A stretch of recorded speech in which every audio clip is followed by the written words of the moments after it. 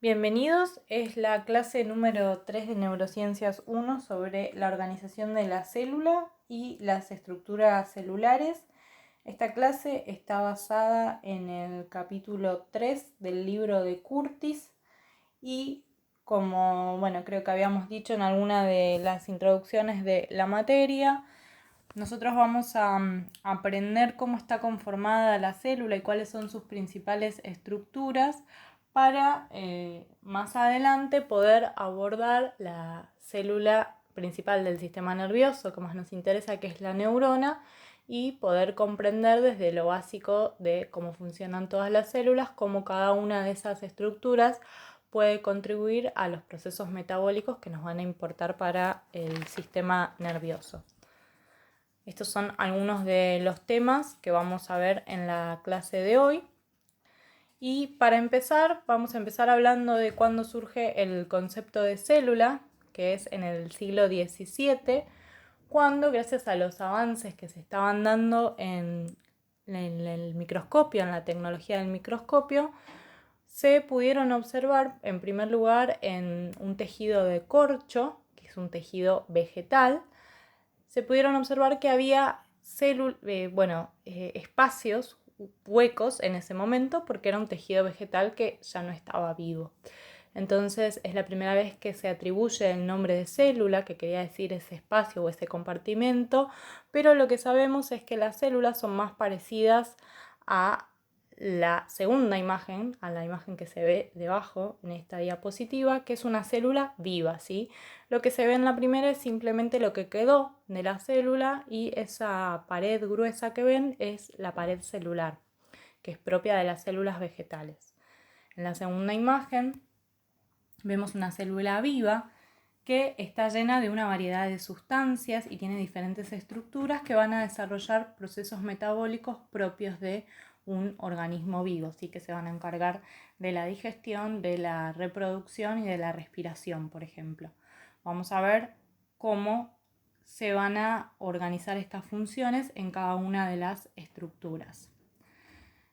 Podemos hablar de distintos tipos de células según su origen. Las células más antiguas son las células procariotas, las células más primitivas. Y lo que vemos en las células procariotas es que no tienen demasiados compartimentos con funciones específicas y que tienen el ADN suelto, ¿sí? Lo que es la información del ADN, la información hereditaria, está suelta en el citoplasma. No hay un núcleo, que va a ser un concepto súper importante para el tipo de célula que vamos a estudiar nosotros en esta materia. En cambio, las células eucariotas son células más desarrolladas evolutivamente, más nuevas, y como pueden ver en la imagen ya tienen varias estructuras internas que vamos a llamar organelas, que son pequeñas estructuras que tienen funciones específicas y que están delimitadas por una membrana en general. Y también una de las características principales de las células eucariotas es su núcleo de gran tamaño. Ahí lo pueden ver, sería la esfera naranja que está en el medio de la célula eucariota. Y este tipo de célula es el que más nos va a importar de toda la descripción del capítulo, porque nuestras células del sistema nervioso son justamente células eucariotas. Otra división de tipo de célula puede ser según si las células son animales o vegetales. En el caso de la primera imagen que vimos, de las primeras células que se descubrieron por Robert Hooke con los avances del microscopio, se trataba de células vegetales de un tejido de corcho. Pero la célula que nos va a importar a nosotros es la célula animal eucariota, entonces, que es la que tenemos en el sistema nervioso. En este gráfico pueden ver las principales estructuras de la célula animal: núcleo, retículo endoplasmático, citoesqueleto, membrana plasmática, lisosomas, complejo de Golgi, mitocondrias, ribosomas. Todas esas estructuras vamos a ir estudiando las que son las más importantes, cuáles son sus funciones, y lo que es importante que sepan es que entonces la célula está compuesta por el citosol, que es la solución acuosa en la que se encuentran todas estas organelas y estructuras. Es una solución acuosa que es rica en proteínas, iones y en otras moléculas. Y está separada de su espacio exterior por una membrana plasmática. La membrana plasmática no es solamente el borde que separa la célula del medio exterior, que separa el espacio intracelular del extracelular, aunque esta es una de sus funciones más importantes, pero también algo muy importante y que vamos a profundizar mucho en la próxima clase es que la membrana plasmática regula el paso de sustancias hacia el interior y el exterior de la célula, ¿sí? No cualquier sustancia que se encuentre por fuera de la célula va a poder ingresar y no cualquier sustancia que esté dentro de la célula va a poder salir, sino que para eso hay una permeabilidad selectiva, es decir, que la membrana va a seleccionar qué sustancias y en qué momento pueden salir o ingresar a la célula. Y de este modo se va a regular el transporte de sustancias. En la próxima clase vamos a ver justamente de qué manera y por medio de qué tipo de transportes se regula este paso de sustancias de un lado al otro. Pero para llegar a la clase que viene es importante que puedan comprender cómo es la estructura de la membrana. Y lo que vemos en esta imagen es que la membrana es una bicapa, ¿sí? Porque hay una doble capa de fosfolípidos. Les voy a mostrar. Acá se ve mejor en esta partecita que se hace una ampliación de esto. Y lo que vemos son dos capas de fosfolípidos, es decir, es una macromolécula que tiene una cabeza fosfato, que sería esto, y una cola lipídica. ¿Sí? Es una cola de un ácido graso. Y las cabezas están dispuestas tanto hacia el lado exterior de la célula, mirando hacia el lado exterior, como hacia el lado interior. ¿Sí? Como habíamos dicho, tanto en el exterior como en el interior de la célula, la sustancia es acuosa, es una solución acuosa. Por este motivo se dice que las cabezas fosfato de los fosfolípidos son hidrofílicas, porque tienen afinidad por el agua. Y de hecho ese es el motivo por el que se disponen de esa forma los fosfolípidos en la membrana celular, porque las cabezas de los fosfolípidos tienen afinidad con el agua, entonces van a entrar en contacto por un lado con el medio acuoso exterior y por el otro con el medio acuoso interior. Y por el otro lado tenemos las colas lipídicas o los ácidos grasos que van a ser hidrofóbicos, es decir, que le tienen fobia al agua o repelen el agua, por eso se disponen hacia adentro. ¿Sí? Se puede ver que ambas colas de ácidos grasos se disponen hacia adentro de la membrana. Y luego, en la segunda imagen, en la imagen que está más abajo, podemos ver que a lo largo de esta bicapa fosfolipídica se encuentran diversas sustancias que están atravesando esta bicapa, que son en general proteínas en su mayoría, y hay distintos tipos de proteínas, de nuevo les voy a mostrar. Por ejemplo, una proteína que vamos a ver bastante son las proteínas integrales, que en este caso están conformando una especie de canal. Esta proteína va a atravesar de lado a lado la membrana, como ven está en contacto tanto con el exterior como con el interior de la célula, y en general por el medio de ella va a pasar alguna sustancia o va a salir alguna sustancia. Un ejemplo de esto van a ser los canales iónicos que vamos a ver en las próximas clases y por los cuales van a pasar algunos iones que son importantes para el funcionamiento de la célula. Otro tipo de sustancias que se encuentran en contacto con la membrana son este tipo de proteínas que son periféricas, que no están en contacto con ambos lados, sino que en este caso solamente estaría en contacto con uno de ellos, que pareciera ser el lado exterior, pero como no está indicado podría ser cualquiera de los dos. Y solamente está en contacto con una de las caras de la membrana, ¿sí? A su vez está en contacto con otra proteína integral, que es esta más grande, que sí atraviesa de lado a lado la membrana. Y lo que también tenemos en esta imagen son estas moléculas pequeñitas, de color amarillo, que son moléculas de colesterol. El colesterol se acumula en las membranas plasmáticas y va a hacer que la membrana sea menos fluida. Es decir, que si hay muchas moléculas de colesterol acumuladas a lo largo de la membrana, no va a ser tan fluido el transporte de sustancias de un lado al otro, sino que la membrana va a ser más rígida. Por este motivo, algo de colesterol tiene que haber, porque si no, la membrana es un poco más laxa, pero es importante que no haya mucho para que no se vuelva tan rígida. Y otro punto importante de la membrana plasmática es que se le llama modelo de mosaico fluido. ¿Sí? Quiero sacar, ahí está. Modelo de mosaico fluido significa que si bien su estructura, acá la estamos viendo en una foto y es rígida, su estructura en verdad es dinámica, cambia todo el tiempo. Hay lípidos y proteínas en la membrana, que son estos que vimos, que se pueden ir desplazando lateralmente por la bicapa. Bien, entonces vamos a hablar un poquito de los tipos de proteínas que puede haber tanto en la membrana como adentro de la célula, y pueden ser enzimas. Las enzimas son proteínas que aceleran reacciones químicas. Van a estar presentes, por ejemplo, cuando veamos el proceso de respiración celular, y van a hacer que se realice más rápido una reacción química que va a degradar una macromolécula. O también pueden estar presentes en la síntesis de proteínas. Siempre que hablemos de síntesis, vamos a estar hablando de formación. Receptores. Los receptores se van a ocupar del reconocimiento y la unión de moléculas señalizadoras que vienen desde el exterior de la célula.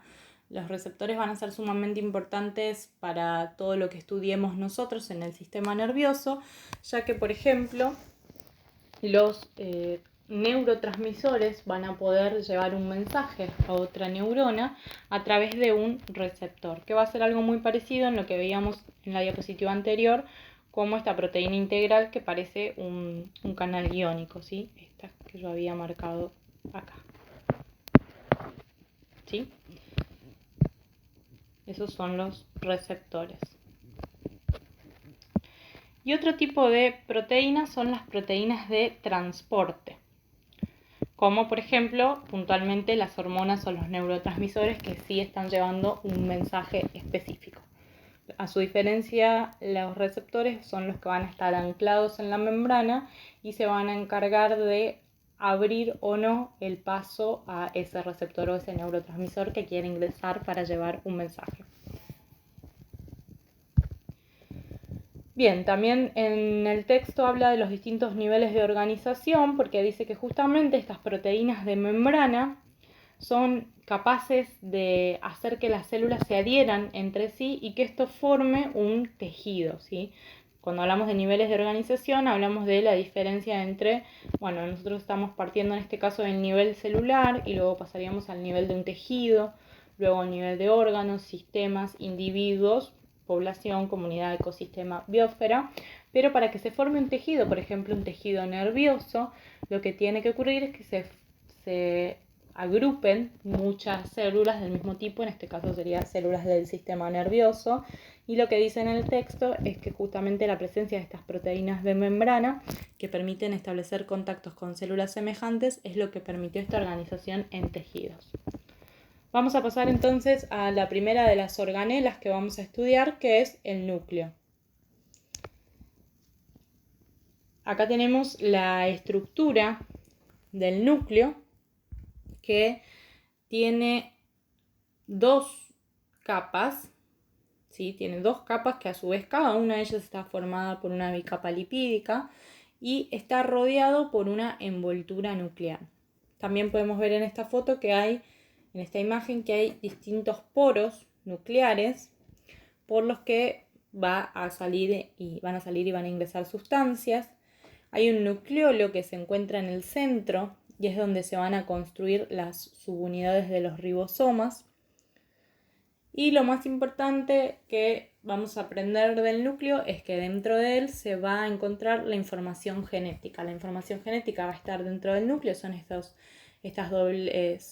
estas especies de cruces que pueden ver en la segunda imagen, que son doble hélices de ADN. Cuando la información genética está guardada en el núcleo, se guarda como cromatina, y luego cuando se despliega para ser copiada, por ejemplo en la división celular, para generar una nueva célula, en ese caso se considera que se llaman cromosomas y es lo más típico que se conoce y se ve como la doble hélice de ADN característica. En ese caso son cromosomas, pero cuando está en el núcleo suele estar toda enrollada en forma de cromatina, solamente se despliega para su replicación. Sobre el núcleo, las primeras investigaciones o los primeros descubrimientos que se hicieron datan del siglo XIX, y en este caso se trata de un experimento en el que Hertwig vio que los erizos de mar, durante la fecundación, ocurría la fusión de los núcleos tanto de las células de los dos individuos, ¿no? En la imagen A es una imagen de dos erizos de mar, la especie que se va a estar reproduciendo, y la imagen B es, en el centro hay un óvulo y está rodeado por todos los espermatozoides que quieren fecundar ese óvulo. Lo que vieron es que durante la fecundación, puntualmente, es uno solo de esos pequeños espermatozoides que va a lograr ingresar al núcleo, y que si bien el óvulo es inmensamente más grande que cada uno de esos espermatozoides, ambos núcleos, tanto el del óvulo como el del espermatozoide, eran del mismo tamaño y que se fusionaban durante la fecundación. Esto fue lo que les dio la pauta para decir, bueno, por más, no importa el tamaño de la célula, de todas maneras el núcleo es de igual tamaño y se conserva, por lo cual hicieron una deducción de que debería ser importante para aportar la información hereditaria. Otro experimento fue el de Walter Fleming, que lo que podemos ver en esta imagen es un dibujo que hizo, un boceto de lo que él observó en los procesos de duplicación, alineación y separación de las cromátides que ocurren cuando se dividen las células eucariotas. Lo que vio en este caso es que cuando se estaban duplicando, alineando y separando las cromátides en las células eucariotas, todo comenzaba a partir del núcleo, ¿sí? que en estructuras que rodeaban el núcleo comenzaba a realizarse esa separación de las cromátides que portan la información hereditaria. Así que de nuevo empezaron a poner el foco en el núcleo para la información hereditaria. Y hay un experimento que es el experimento de Hammerling sobre la importancia del núcleo, que es un experimento que hizo en una alga marina que se llama Acetabularia, que es la que pueden ver en la foto. Y este experimento que menciona el texto es sumamente importante para explicar características principales del núcleo. Es la evidencia experimental de todo lo que hoy decimos acerca del núcleo. Esta alga es una alga unicelular, o sea, es una única célula, y en este caso pueden ver que tiene como un sombrero, como si fuera una especie de tallo y un pie. En esta alga, en lo que es el pie, se encuentra el núcleo de la célula. Entonces, en el experimento lo que vieron, primero vamos a ver la parte A de la imagen, y lo que vemos es que hay un tipo de alga que tenía un sombrero de color verde y con determinadas características, determinada forma, y que si se corta el sombrero pero se conserva parte del pie con el núcleo, el sombrero vuelve a crecer exactamente con las mismas características. Lo mismo se replicó en una especie también de acetabularia, pero que tenía características distintas. Esto sería como si fuera una persona que tiene ojos azules en el primer caso y ojos marrones en el segundo, haciendo una enorme simplificación porque nosotros las personas tenemos un montón de células, y acá estamos hablando de que el alga era unicelular. Por eso también permite realizar este experimento un descubrimiento tan importante, ¿sí? Porque se puede trabajar a una escala muy pequeña. Y entonces, volviendo al punto, en el punto B, de nuevo, en esta nueva especie hacen lo mismo, cortan el sombrero, pero conservan el pie. Y lo que ven es que el sombrero vuelve a crecer con las mismas características. Luego lo que van a hacer es cortar tanto el sombrero como el pie, donde se encuentra el núcleo.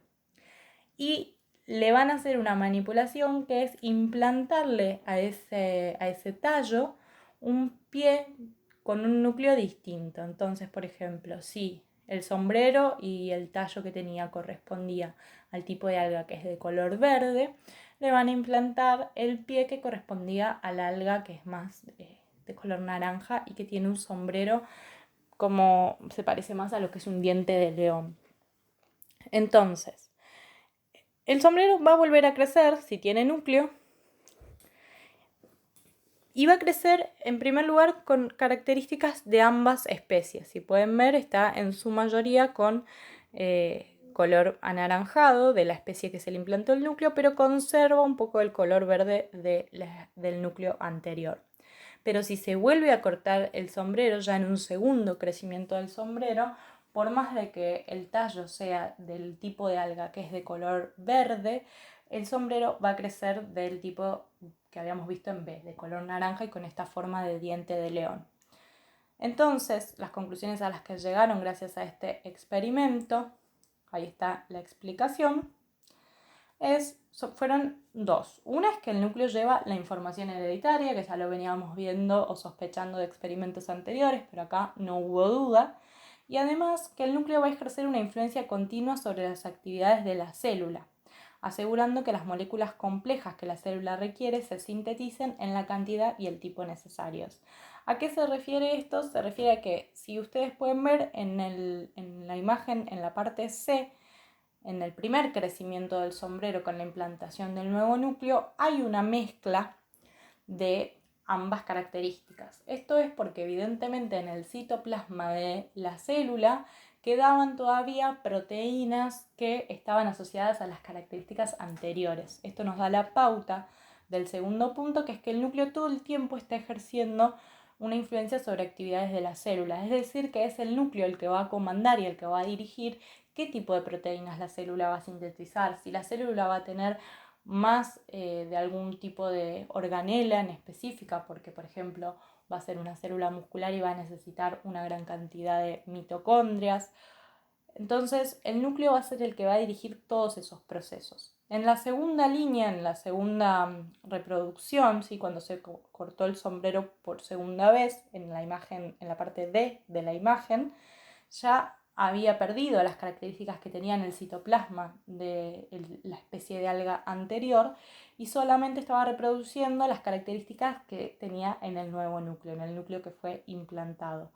Entonces esto nos da la pauta de que lo que se va a expresar en la célula es lo que esté en la información hereditaria, pero también de que constantemente la actividad de las proteínas que se sinteticen, que se transporten, de los receptores que se integren a la membrana, va a estar comandada por lo que dirija el núcleo, por lo que se dirija desde la información hereditaria. Si cambiamos esa información hereditaria, va a cambiar justamente las características fenotípicas que se van a expresar, como en este caso cambió el color y el tipo de sombrero.